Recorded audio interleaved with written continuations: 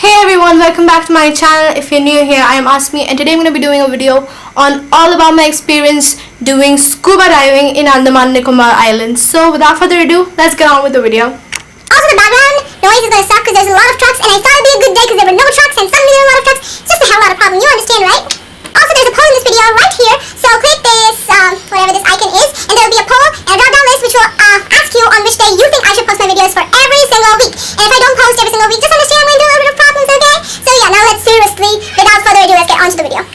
So we went to Andaman and Nicobar Islands a couple of months back and we were really excited. Me and my sister, we were really excited because we heard that Andaman and Nicobar Islands has a lot of water sports in it, and we were supposed to do scuba diving and snorkeling.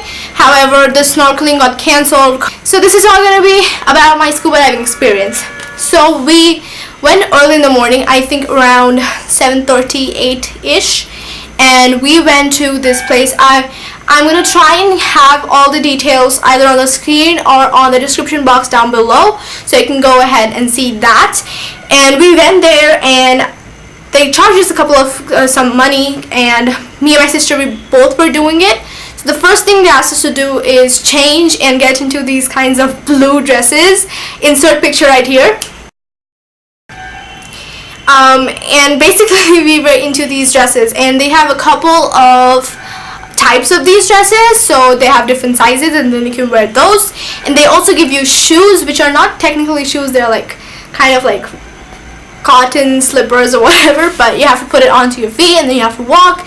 And that was the first thing that they gave us, and they asked us to put our hair up in a bun, and our hair was already in a bun because we were in Andaman. And basically we did our scuba diving in Havelock Island. So there are different islands and you can also do scuba diving in Port Blair, but we prefer to do it in Havelock because there's a lot to see in Havelock. And personally speaking, I will also ask you and recommend you should do your scuba diving in Havelock Island. So we went to Havelock, and then as I was saying, we were putting on our outfits and everything, and they asked us to put our hair in our bun, and it was already in a bun because it was really hot and it was like but anyway, so we got everything ready. And then this guy, basically he also makes you fill up a form in which you have to tell your medical everything, you know, like do you have this, do you have that, what allergies do you have breathing problems and anything.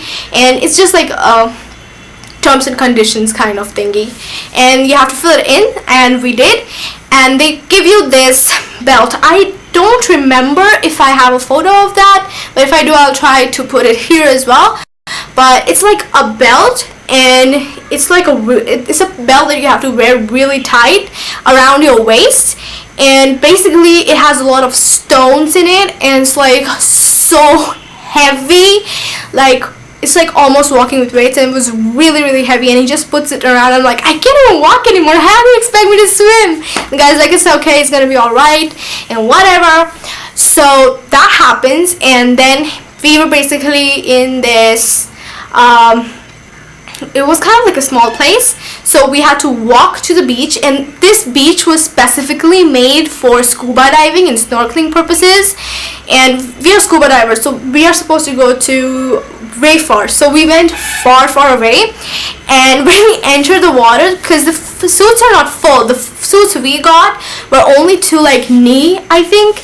And when I went there, basically it's like I have water up to here, I'm barely standing there, and you know, like salty water makes you float. It's making me float. I'm almost jumping. I'm holding my sister is holding me. And this guy is like, okay, so we have to, they were just basically instructing us on what, you know, signals you should give, because under the water you cannot speak. So this guy gives us these kinds of goggles. I'll also try to put a picture right here. And what these goggles, you know, if you snorkel, these goggles, you have to put them in your eye, and they're like really suction, so there is no water. And basically it had some like, I don't know, it has some like cleaning stuff in it, so we had to wash it up. And then you wear it, and it also like blocks your nose, so there's like, you can breathe from your nose with that mask on, but it's like, it's really difficult. So then this guy comes on with the oxygen tanks, and can I tell you, okay, just a second, I'm gonna sneeze.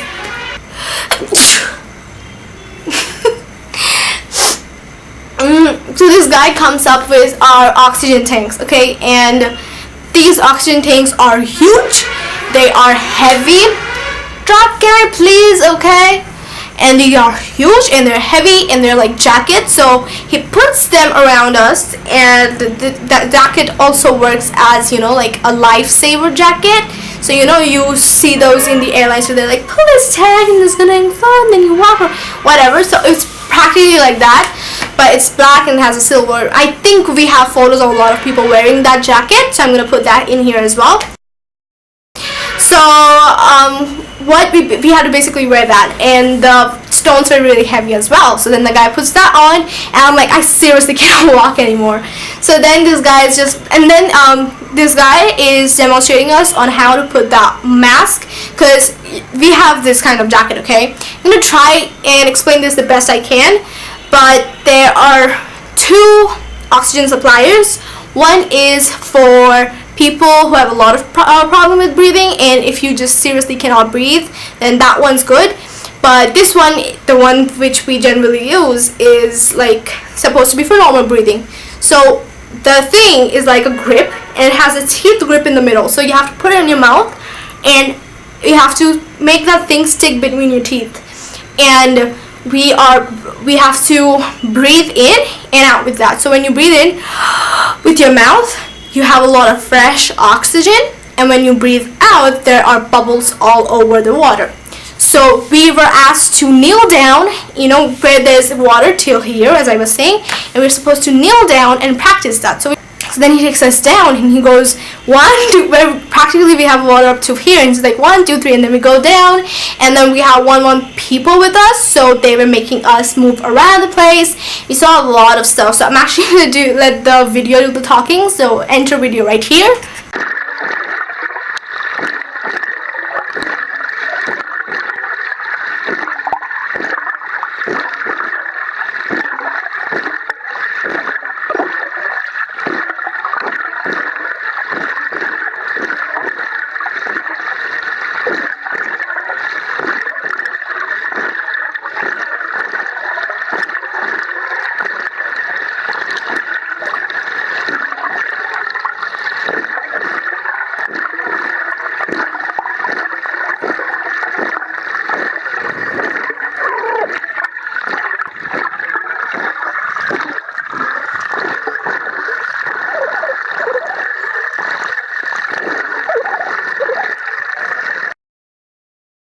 I hope you guys saw the video, and basically the video is not that long, but there are a couple of you know, photos as well, and I'm probably gonna put that in as well. So the guy actually demonstrated us to do a couple of things while the demonstration was going on, and this stands for okay, this stands for going up, this stands for going down, and this stands for I'm not well, and then you have to point where you're not well. So if you do this and then point in your ear, the guy will help.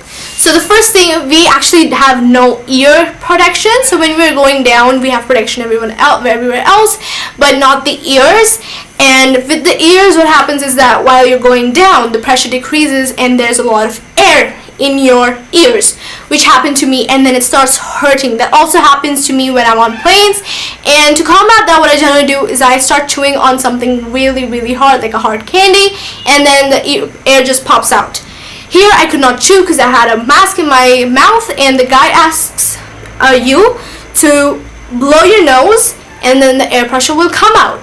But when I was on the bottom, when I was really at the bottom, I blew my nose and somehow I couldn't get any help. So I asked the guy to do it for me, and it didn't help either. So I was getting like really tense, because when I went to the bottom and when I could see like the, you know, ocean floor, at this point we were like really deep. You could see a lot of stuff, and you could see the dead, you know, the dying fishes and everything, and it was really tense for me because I was feeling really dizzy at that point, and I had all this pressure and everything, and I couldn't see my sister. I remember that I could not see my sister. So we moved around the place, and the guy asked me to like hold on to this rock. I remember it so precisely. Also, your fingers become weird looking all of a sudden underwater. A lot of fishes, and the whole experience of like, you know, like swimming with the fishes is different.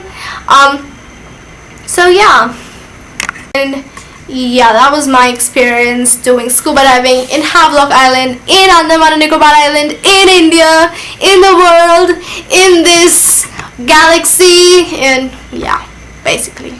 So yeah guys, that's all for today. I'm gonna meet you guys next time. Till then, and make sure to follow me on all my social media. The links will be down below.